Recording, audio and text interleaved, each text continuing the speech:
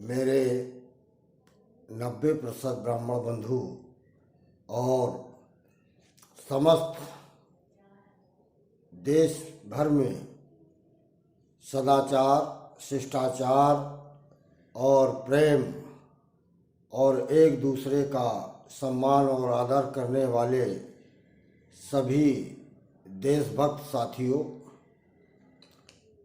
आप लोगों को मैं बताना चाहता हूँ। वैसे आप खुद भी समझदार हैं, आकलन करते हैं। कुछ लोगों की, ज़्यादातर लोगों की अपनी मजबूरी होती है, परिवार चलाना है, परिवार के बच्चों को पढ़ाना है, आर्थिक संसाधनों से जूझते हुए दिनचर्या खत्म होती है। वो लोग केवल देश के प्रति और समाज के प्रति सोचते हैं। ऐसे सभी भाई बहनों को मैं सिर्फ इतना सहयोग चाहता हूँ कि आप लोग यूट्यूब चैनल अन्याय भ्रष्टाचार के खिलाफ ललकार अशोक दुबे लंकेश को लाइक, शेयर और सब्सक्राइब करें। ज़रूरत पे 4 महीने, 3 महीने में एक दिन, जैसे आप अपनी रिश्तेदारी में जाते हैं, उसी तरीके से जिले में या प्रदेश में साल में मैं एक राष्ट्रीय राजधानी दिल्ली में अन्याय और भ्रष्टाचार के खिलाफ सम्मेलन करता रहूँगा। और मुझे लगता है आप सबके सहयोग से कोई भी गवर्नमेंट जो अभी तक हमें और आपको दिखावा के नाम पर थोड़ा बहुत करते हैं और सारे साधन, सारे संपन्नता और सारा सम्मान ये राजनीतिक दल उठाते हैं, किसी से छुपा नहीं है।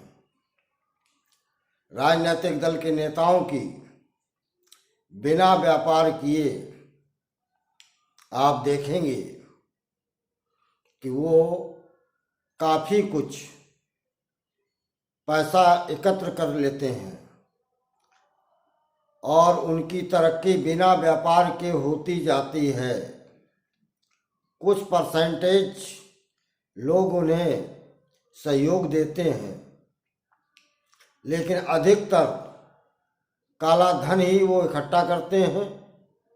चूँकि जांच नहीं होती, उसी से वो कोई तिकड़म करके अपना नंबर 1 का धन बनाते जाते हैं। जैसे आप देखेंगे, बसपा, सपा और भाजपा लगातार बिना रॉयल्टी ठेकेदारी, बिना रॉयल्टी के क्रेशर से और मोरंग घाट से, गंगा बालू घाट से खनन होता है। कितना बड़ा राजस्व का नुकसान होता है, ये किसी से नहीं छुपा है, ना किसी प्रांत की सरकार से छुपा है। लेकिन हर जगह अधिकारी और नेता और ठेकेदार मिलकर के राजस्व का चूना लगाते रहते हैं। कुछ एकाध % कभी किसी के साथ कार्रवाई हो जाती है। आखिर जिस नेता की हैसियत 10 लाख की नहीं है, वो 100 करोड़ और 150 करोड़ का मालिक कुछ ही समय में बन जाता है। ये भ्रष्टाचार का बढ़ावा नहीं है तो वो क्या है? खनिज ठेकेदार को खनिज अधिकारी उस जिले में टेंडर दे देते हैं और पता चलता है कि बिना घाट का टेंडर हुए वो 100-200 करोड़ का मैं कानपुर औरैया, जालौन, झांसी, महोबा, छतरपुर और बांदा, हमीरपुर, फतेहपुर, उन्नाव। चूँकि यहाँ मेरी दिनचर्या काफ़ी समय से सक्रिय रहती है, यहाँ जो भी खनन होता है उसमें 25% छोड़ के 75%, और सपा बसपा के टाइम में तो मुझे ऐसा लगता है 90% जो कोटा रॉयल्टी का होता होगा वो केवल दिखावा के नाम पे होता था। धड़ल्ले से बिना रॉयल्टी के ट्रक चलते थे। आज भी झांसी रोड से बिना रॉयल्टी के ट्रक 80% चलते हैं। खनिज अधिकारी रोशन जैकब ने बीच बीच में औचक निरीक्षण करके रोकने का प्रयास किया, लेकिन उनके जाते ही वो फिर उसी कार्यक्रम में चालू हुए। रॉयल्टी का सत्यापन भी तिकड़म से ठेकेदारों का चल रहा है। हमारे कानपुर नगर में सभी विभागों के ठेके में अधिकतर रॉयल्टी फर्जी लगी हुई है। पावर हाउस में 80% रॉयल्टी फर्जी लगी हुई है, और एक आईएएस अधिकारी बिजली विभाग का मंत्री होने के बाद और शहरी विभाग का मंत्री आईएएस से ज़्यादा, आईपीएस से ज़्यादा शायद हम और आप लोग भी नहीं जानेंगे कि कहाँ क्या खेल होता है। लेकिन आम नागरिक अपने अधिकारों की बात करे तो नहीं कर सकता है। धन वाला राजनीतिक व्यक्ति और अधिकारियों से जुड़ा हुआ व्यक्ति और अधिकारी कुछ भी कर सकते हैं। यहाँ तक कि पार्टी जैसे सपा पहले स्वामी प्रसाद मौर्य के बयान पर अपने को दूरी बना कर रखना चाहती थी। बाद में ऐसा लगा तो दूरी के नहीं, उनको साथ में प्रमोशन के तौर पे महासचिव का पद, और उनको कहा आप अनर्गल बोलते रहिए। मैं बिहार के मंत्री चंद्रशेखर जी से और उत्तर प्रदेश के पूर्व मंत्री और प्रेजेंट में एमएलसी स्वामी प्रसाद मौर्य से सिर्फ इतना पूछना चाहता हूँ कि आप अपने समाज में पता कर लें कि कई पीढ़ियों से रामचरितमानस घर में पाठ के रूप में लिया जाता रहा। आप लोग अभी 18-20 साल के समझदार नहीं हुए हैं। मुझे ऐसा प्रतीत होता है कि दोनों लोग 50 क्रॉस कर गए होंगे, और 50 वर्ष पूरे होने तक क्या आपको दोहे में चौपाई में फर्क नहीं आया?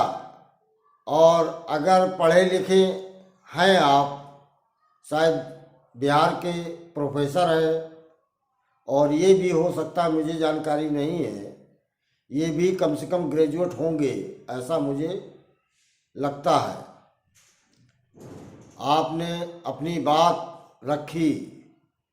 आपको आह्वान करना चाहिए कि रामचरितमानस का बैन नहीं, हमारे समाज में जो मेरे से मिलते जुलते लोग हैं या मेरे समर्थक हैं, वो रामायण अपने घर में न रखें या ना पढ़ें। हो सकता है कि कुछ लोग तुम्हारी बात को मानते। आप लोग अगर जब मंत्री थे उस समय कई जगह आपकी बिरादरी के लोग अगर आपसे सहायता मांगी है तो आपने दुत्कारा है।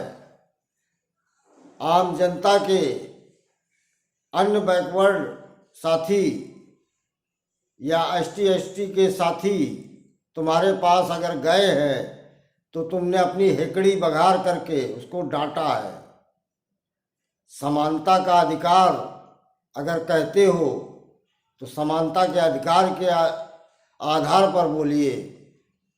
समाज आपके पीछे चलेगा। लेकिन अगर आपने कटुता की, कटुता चलाई, समाज को तोड़ा, तो जयचंद, जो आज लोग उपवास में राजा जयचंद का नाम लेते हैं, कल भविष्य में लोग उसी की उपमा आप दोनों को और कुछ यूट्यूबर जो ये ब्राह्मण ब्राह्मण चिल्लाते हैं, और बल्कि कुछ ब्राह्मणों से वो डिबेट भी सार्वजनिक दिखाते हैं, लेकिन उनकी ये हिम्मत नहीं पड़ती है कि ये फला ब्राह्मण है, ये फला गांव का है, फला शहर में फला मोहल्ले का है। अगर यही सब खुलेआम कहे तो समझ में आएगा कि जो बोल रहा है व्यक्ति आखिर वो किस बिरादरी से है, क्या मंशा रखता है। आज अधिकतर लोगों को पत्रकार डिबेट में बुलाते हैं और लोग चाहे गलत डिबेट हो चाहे सही वहाँ पहुँचते हैं। मुझे ऐसा लगता है डिबेट में भी पहुँचने वाले को कुछ अर्थ लाभ मिल जाता होगा, कुछ शोहरत मिल जाती होगी तो डिबेट में पहुँचते हैं। बल्कि यहाँ तक कि अलग अलग धर्मों के लोग दूसरे धर्म की बात भी डिबेट में आके करना पसंद करते हैं। मैं केवल आपसे यही कहूँगा और अपील करूँगा कि ऐसे लोगों के डिबेट को अगर समझ में आए कि सामाजिक शिष्टाचार और प्रेम, भाईचारा और न्याय भ्रष्टाचार के खिलाफ बोलने में इनके तर्क हैं तो जरूर देखें, और लगे कि ये खुद की दुकान चला रहे हैं तो मैं आपसे अपील करता हूँ ना देखें। कुछ समय बाद इनमें सब में नैतिकता आ जाएगी। नेता हों चाहे पत्रकार हों, चाहे अधिकारी हों, चाहे समाज सेवा करने वाले कुछ सामाजिक लोग हों, सभी में सभी के प्रति बराबर का भाव आएगा। और हमारे पूर्वजों ने जिन स्थितियों में रामचरितमानस का निर्माण किया था, उस समय मुगल शासन था, उस समय लोग तिलक और जनेऊ लगाने में भी घबराते थे। आज इस चुनावी स्टंट के नाम पर कोई अपने को बैकवर्ड कहता है, कोई अपने को शूद्र कहना पसंद करता है, और ज़्यादातर लोगों में ये बात आती है खुलकर कि 3% ब्राह्मण। मैं कहता हूँ परसेंटेज क्यों बताते हो? अगर बताना है तो हकीकत बताओ कि 12% हैं, लेकिन उससे भी ब्राह्मणों को अपने परसेंटेज से मतलब नहीं, क्योंकि ब्राह्मण कभी अपने लिए नहीं जिया है। कुछ लोगों के अगर गिनती करोगे तो हो सकता है वो हो, लेकिन ज़्यादातर ब्राह्मण अपने साथ साथ समाज के लिए भी योगदान देने में आगे रहा है। आदरणीय अंबेडकर जी को अगर किसी ने शिक्षा और प्रसार करने का प्रयास किया, वो भी एक ब्राह्मण था, और उसी का है कि महाराष्ट्र में तेंदुलकर, अंबेडकर, कर शब्द से जो ब्राह्मण हैं जाने जाते हैं, उन्होंने अपना सरनेम में कर लगा दिया और सामाजिक बंधन में भी उन्होंने बांधने का प्रयास किया।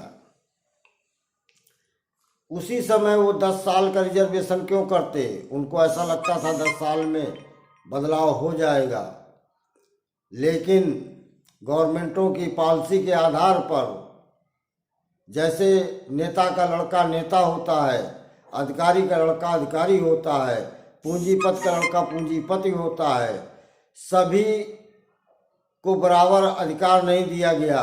बल्कि ये कहना चाहिए कि जो एक बार सुविधा ले लेता है इसके बाद वो सामान्य लिस्ट में आएगा। तो आज हो सकता है 75 साल में सभी एक जैसे हो जाते।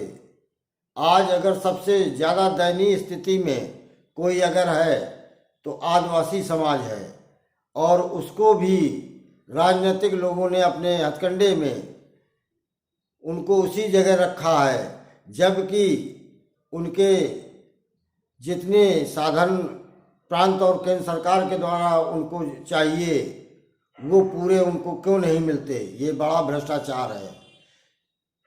इसी में सारे खिलाफ जो भी कार्यक्रम है समाज के खिलाफ या सत्ता के द्वारा सभी को बराबर समान जो चीज़ दी जाती है वो न पहुंचने पे जो भ्रष्टाचार होता है, उस सब के लिए मैं आप लोगों से अपील करता हूं कि आप लोग मेरे साथ आएं और मेरी ब्राह्मण क्रांति चेतना यात्रा संवाद के साथ साथ समस्त समाज का हित हो, इसके लिए भ्रष्टाचार के खिलाफ बिगुल फूंकना जरूरी है। मेरे साथियों, याद रखिए, इन नेताओं के द्वारा लोकसभा में जहां भी भाषण हो, दूसरा कोई भी किसी पार्टी का जीते, ये जिस पार्टी के कैंडिडेट के पक्ष में भाषण करें, चाहे बिहार के मंत्री, चाहे उत्तर प्रदेश के स्वामी प्रसाद मौर्य, वो लोकसभा उस कैंडिडेट को नहीं जीतनी चाहिए, बल्कि मैं तो ये कहता हूं कि तीसरे चौथे पोजीशन पे हो, जिसको सपा के राष्ट्रीय अध्यक्ष आगे खुद अपने को ठीक करेंगे और गलत बोलने वाले को सजा देंगे। ऐसा मेरा सोचना है, ऐसा आप लोगों का भी सोचना होगा। और भविष्य में किसी भी दल का कोई भी नेता अगर इस तरीके से भाषण देता है, उसके खिलाफ कार्रवाई होनी चाहिए। इसके लिए आप लोग फेसबुक, ट्विटर और व्हाट्सएप में सही हकीकत लिख करके पोस्ट जरूर करें, महीने में करें, लेकिन एक साथ करें। धन्यवाद। संपूर्ण ब्राह्मण जय परशुराम जय रावण राष्ट्रीय संयोजक अध्यक्ष अशोक दुबे जालौन, बुंदेलखंड, कानपुर, यूपी, भारत देश। जय लंकेश।